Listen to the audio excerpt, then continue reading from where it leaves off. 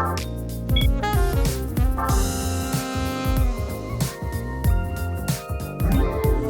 there, it's Derek here from Pacific Coast Auto Japan, and this is a 1999 Toyota Altezza. This one here comes with a 3SGE Beams engine, known to be one of the most famous engines outside of Japan. North America never got this. The car has 177,000 kilometers on it. It's going to be shipped from Japan over to the USA, and this one was bought from auction from us. It's not for sale. It's already been bought by somebody, and this is just a check over the condition of the car before it goes out. The buyer was nice enough to let us post this on YouTube for him and for you guys to see, so enjoy. Let's first turn the engine off for the rest of the report. As you can see, it runs fine. I'll give you a little rev here.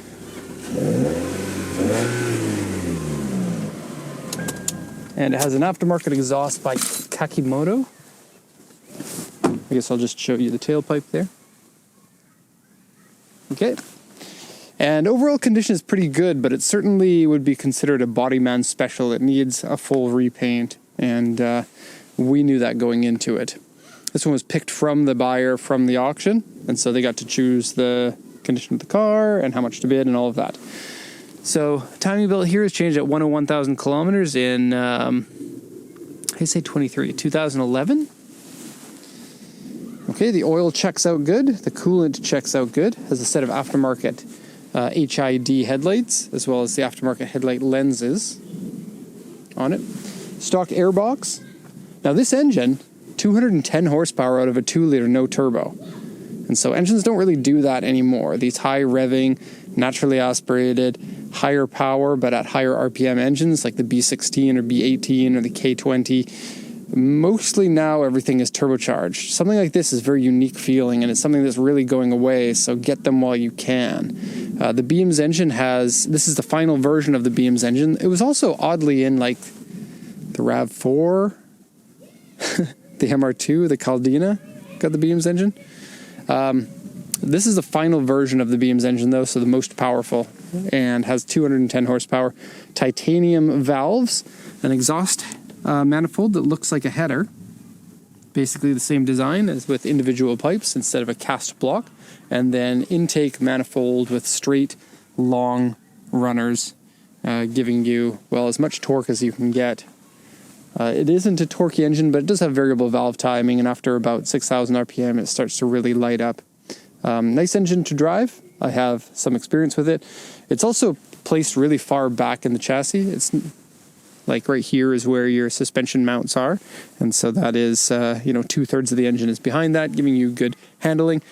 And from factory, you get a really big sway bar. That bar down there is your sway bar. Having a really big front one gives you better traction in the rear. And yes, of course, it's a rear-wheel drive. It kind of looks, actually, style-wise, similar to a Honda Civic, but it's rear-wheel drive with an excellent naturally aspirated engine, 6-speed manual, and oddly, is faster than the North American one that comes with a 5-speed, and that one comes with a 2J non-turbo. So the North American one, 230 horsepower, but because of the extra weight and not as many gears, you can accelerate faster in this one, and handle better because much less weight on the front. So let's lower the hood, and I will say the hood is really heavy in these, so if you're looking for aftermarket-y things to do, get rid of the hood. This part here is broken, the clamp, and so somebody put a zip tie in. And let's just do this up as best as we can with one hand. There we go. Yeah, I think you'll lose like 5 kilograms by putting an aftermarket hood on it. Which isn't a lot. It's not going to make you a lot faster, but it is 5 kilograms, and it'll be easier to open that hood. So before we get into the condition of the car, let's go over the inspection sheet so you know what to expect. This is a 99 Altezza. That's the first year of manufacture. RS200 Z edition, 2000cc, auction grade 3.5, interior C, 2-wheel drive, of course. 177,841 kilometers. No sales points, no notes. The report here says carpet wear and seat stained, engine oil leak. There's actually a couple of minor leaks, one of them from the valve cover gasket and one of them from the oil pan gasket. Neither of them look like they are actively leaking a lot, so I don't think that they require to be replaced, but if you want, we can get them replaced here in Japan. Interior one part dirty, scratched, small scratches and dents. Steering wheel makes sounds when you rotate it. I didn't notice anything. So we do a check of the power steering and power windows and the brakes and the clutch and all of that kind of stuff. Well, not so much the clutch, because you can't really test the clutch. But a bunch of interior things in a video called The Interior Check. The steering wheel didn't make any sounds then. I'm not going to say that it's never going to make any sounds, but while pulling it out of the lot and bringing it over here, I noticed nothing wrong with the steering. And so something like that that's noted on here at the auction is going to lower the price. I think it's a win that we didn't have any troubles, or at least none that are noticed at the moment. So probably paid a little bit less for the car for that reason. So aftermarket wheels are scratched. I don't know the brand. If you do know the brand, drop it in the comments. I'd be interested to know. It's something that's a little bit different, especially this unique. Looks like a center cap is missing, but has little cutouts for the lug nuts. Okay, aftermarket suspension, aftermarket exhaust. Door mirrors are paint peeled, aftermarket headlights, and the body has paint peeling in various places. Underside, 1 part surface rust. W2, because the hood has been repainted and the roof has been repainted. They haven't been repainted well. I feel like the whole car needs to be repainted, and I'll show you as we get around to it.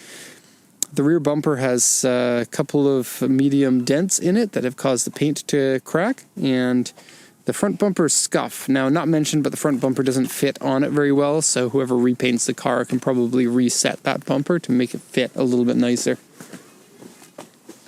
Okay, so let's go around it now so you can see it from all the different sides. You'll be able to see some of the paint here, but after I'm done this, I'll point out where the paint is bad. Okay, one of our staff, Max, he owns an Altezza, and it comes highly recommended from me. These are very good cars, and I've always liked the styling of them. I like the compact size for a rear-wheel drive sports car. You don't get too many cars like that. The Altezza is the car where the term Altezza lights come from, but this one has covers over them, so you don't get the Altezza lights unless you take those covers off. But yeah, the chrome with the red circle inside was all the rage in the early 2000s when this was a brand new car. And you can buy those for pretty much any car. Nowadays, we don't really talk about Altezza lights, do we? It's a term of the past. Although it looks Civic-like, it is a little bit faster in the front. The hood is down lower, which is funny because it's an inline 6-cylinder. But the hood is down low and has a nice slope to it. Has a bulge in the center to fit that large engine that they did put in it. You could swap in a 2J if you wanted. It just, everything lines up for mounting. Okay, the front bumper has had some body repairs done, kind of poorly to it, and poor paint on it. You could either get this repaired or go an aftermarket bumper. This bumper is only available in Japan though, so it might be something worth holding on to. Now the repairs, you can kind of see like the smoothing of body filler in this section and this section and this section over here. It doesn't line up well, and the paint is generally pretty bad. We also have zip ties used to put on the chicken wire stuff, the mesh, right there as well. And then some really poorly done vinyl on this center section here. Okay, grille is faded. Headlights also have fade. I don't mind these aftermarket headlights, actually. A lot of aftermarket headlights I'm not really too keen on, but these ones have the illuminating circles. It's going to give it a unique look to it. Okay, here you can see the reflection in the paint here is not that good because it's been repainted. And then I'm just going to briefly go over these. Paint peeling there, all across here. Paint on the roof is not very good. It kind of looks like do-it-yourself kind of style. Now, other than the paint, the body is very, very good. So there's not very much prep that's going to need to be done. No scratches really, no dents really. It's just the front bumper, rear bumper, and then wherever the paint is faded or peeling, including the mirrors. That. Probably just paint the whole car, in my opinion. So the headlight covers have faded. You can see the black there of the primer paint that goes on underneath it. Same thing goes from over here. Some peeling paint here. These are the dents in the bumper, so you can see the paint has cracked in various places because paint is not as flexible as rear bumpers are. And then we got a pretty big scratch that goes across here, including some more here and here. Okay. Go down here again, this side, excellent. other than whatever peeling paint that you can find, like that. Here on the door, there's some on the mirror and on the fender. So I think you get a good car if you repaint it.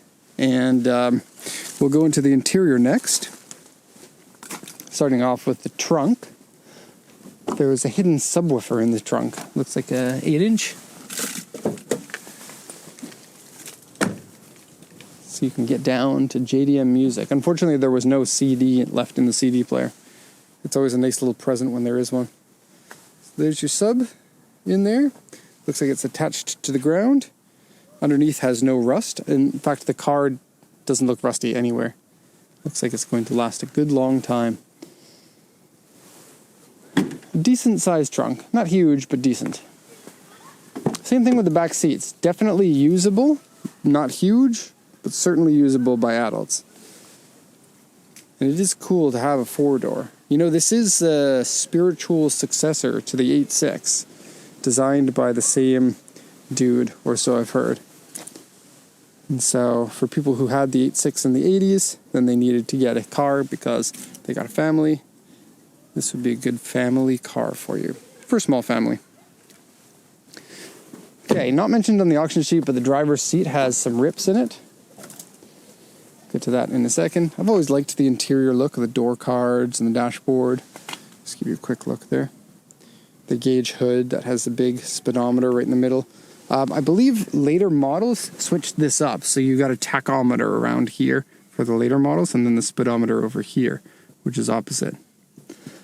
Okay, so a little bit of paint that's coming off here, and this switch has lost its little bumps. You know how the auto switch, you pull it up halfway and then it goes manually, and then you push it all the way and you feel a bump there? The bump's gone. We also, the paint fade there. Seat. Only minor rips in it. A little bit of sag in it. Not terrible. So threadbare here, I'm counting that as one of the rips. And here on the piping. And here. Still feels completely comfortable while driving, no issues with that. And then you can raise and lower both the front and the back for it. Somebody put in some aftermarket floor mats, which I really don't like. And it looks like they were cheap because they've kind of gone away. And not only here, but also in the rear, like it's a full set. How does the rear go away? Nobody's standing there. So they must be extremely low quality fabrics that they've been made out of. So time for some new floor mats. It also curls up, which isn't very nice while driving.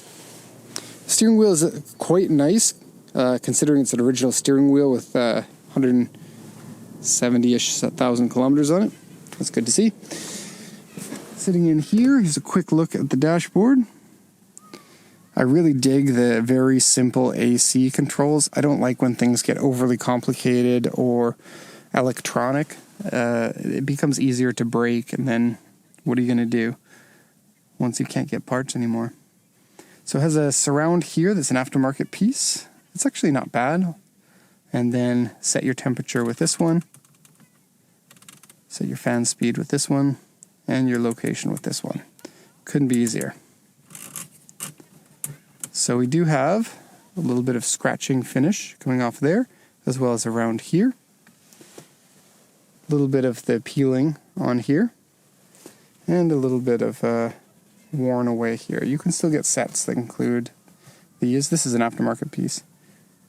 It says no smoking in it. It doesn't smell like smoke, but it does have a little bit of a dirty car smell.